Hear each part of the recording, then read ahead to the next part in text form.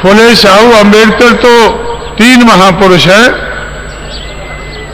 मुझे सारे देश में ऐसे लगभग 100 महापुरुष नजर आते हैं। अब समय का अभाव होने के कारण मैं उन सब के बारे में जिक्र नहीं कर पाऊंगा। मैं देश भर में घूम रहा हूं। जब मैं बंगाल में गया तो मुझे पता चला कि बाबा साहब अम्बेडकर को जब गांधी जी और उनकी कांग्रेस ने चैलेंज कर दिया कि इनको किसी भी हालत में कॉन्स्टिट्यूएंट असेंबली में चुनकर हम नहीं जाने देंगे, तो बाबा साहब अम्बेडकर बॉम्बे से चलकर कलकत्ता गए, कलकत्ता से चलकर जयपुर और खुलना गए। कलकत्ता से आगे जयपुर और खुलना है चंडाल लोगों की धरती है। चंडाल लोग उधर बड़ी संख्या में रहते हैं।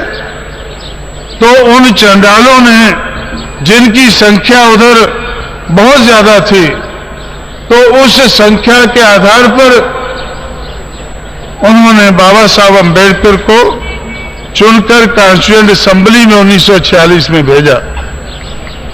जब बाबा साहब अम्बेडकर को पूरे देश में उनके लोग किसी जगह से चुनकर लाने लायक नहीं थे, तो चंडालों ने चुनकर उनको कॉन्स्टिट्यूएंट असेंबली में भेजा। क्या कारण है चंडालों ने चुनकर भेजा? चंडालों के बीच में जाकर तो बाबा साहब ने काम नहीं किया था। क्या कारण है उन्होंने चुनकर भेजा? क्योंकि उधर भी उनके देश में भी, चंडालों के देश में भी, चंडालों के उन क्षेत्र में भी हरिचंद, गुरुचंद नाम के 2 महापुरुष हुए हैं। उन्होंने सामाजिक क्रांति के लिए बाबा साहब अम्बेडकर से बहुत पहले काम शुरू किया था।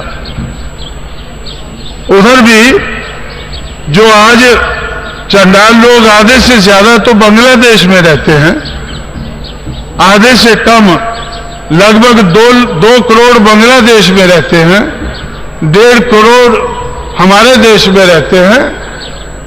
तो उस वक्त तो देश एक ही था। तो उन चंडालों में हरिचंद, गुरुचंद नाम के 2 चंडाल महापुरुष पैदा हुए। उन्होंने सामाजिक क्रांति की लहर उधर शुरू की। उनमें भावना पैदा हुई, उनकी बात उन्होंने बहुत आगे बढ़ाई। और आज जिस तरह से आज बाबा साहब को मानने वाले लोग इधर अपने आप को महार नहीं कहते हैं, बुद्धिस्ट कहते हैं, अब हरिचंद, गुरुचंद को मानने वाले लोग अपने आप को चंडाल नहीं कहते हैं, वो नमःशूद्रा कहते हैं। और 1901 से वो नमःशूद्रा अपने आप को कहते हैं। और 1901 की जो सेंसस है उसमें सरकार ने उनको नमःशूद्रा लिखा है।